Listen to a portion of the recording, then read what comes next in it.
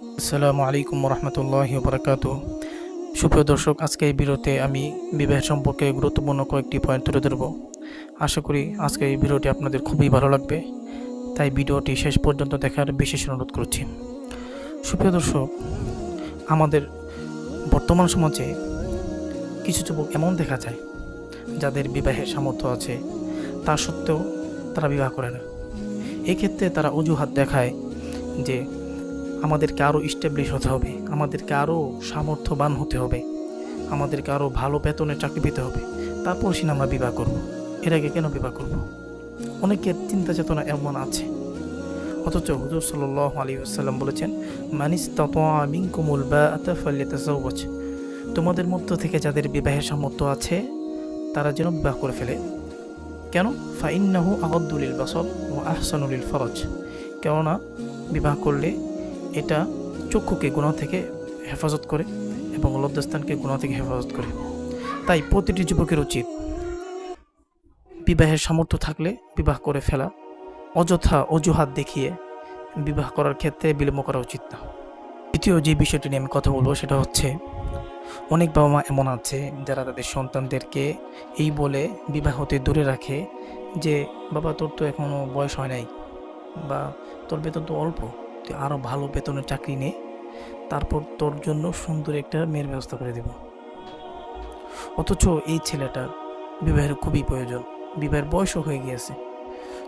শুধু এই অজুহাতে যে তোদের বাপদাদারা তো এই বয়সে বিবাহ করে না, বা অথবা আমাদের সমাজে এই নিয়ম নেই যে তোর মতো বয়সের ছেলেরা বিবাহ শাদী করবে, যার ফলে এই ছেলেগুলো তাদের প্রয়োজন মেটাতে না পেরে হালাল তরিকায় তারা হারামের দিকে দিন দিন ঝুঁকে যাচ্ছে, যার ফলে আমাদের সমাজটা নষ্টামিতে ভরে গিয়েছে। স্কুল কলেজে হারাম রিলেশন, জেনাবি বিচার, মাস্টার ভিশন, পর্নোগ্রাফি ইত্যাদি নানা রকম রোগে আক্রান্ত হয়ে পড়েছে আমাদের যুব সমাজ। এই ব্যাপারে পিতামাতার কোনো খেয়াল নেই, অথচ আল্লাহ সুবহানাহু ওয়া তাআলা পিতামাতাকে লক্ষ্য করে বলেছেন, ওয়ানকিহুল আয়ামা মিনকুম, তো তোমরা তোমাদের অবিবাহিত পুরুষ এবং অবিবাহিত নারীদেরকে বিবাহ করিয়ে দাও। তাই আমাদের পিতামাতাদের উচিত সন্তানের বিবাহের বয়স হলে, বিবাহের সামর্থ্য হলে তাকে বিবাহ করে দাও, এক্ষেত্রে পিছিয়ে থাকা উচিত নয়।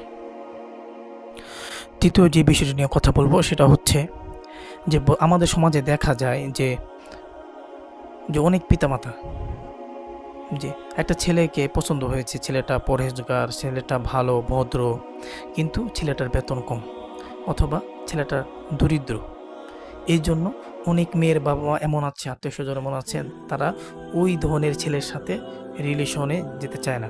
অথচ আল্লাহ সুবহানাহু ওয়া তাআলা বলেছেন, ইয়াকুনু ফুকারা আয়ুগনিহুমুল্লাহু মিন ফাদলি, যদি এরা দরিদ্র হয় তাহলে আল্লাহ তাআলা তাদেরকে স্বীয় অনুগ্রহে ধনী বানিয়ে দেবেন।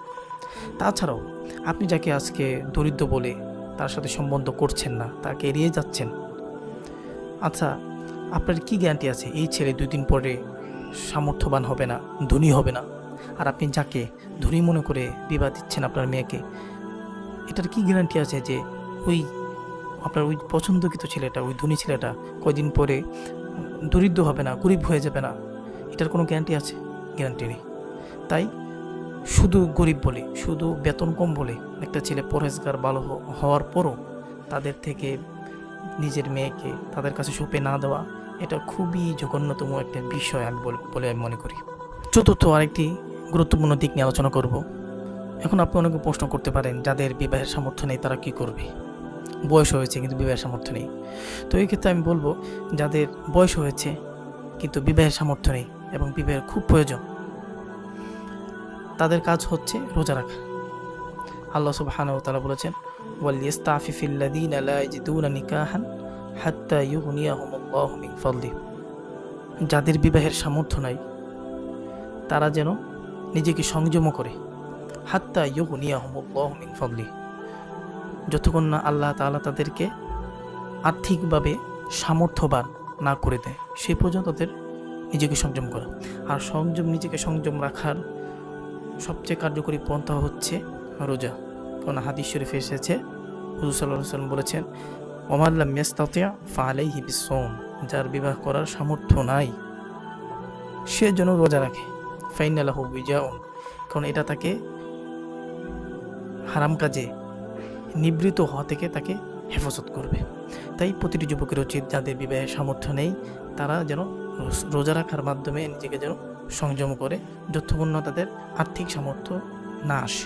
যখন আর্থিক সামর্থ্য হয়ে যাবে, তখন দেরি না করে সাথে সাথে বিবাহ করে ফেলা উচিত।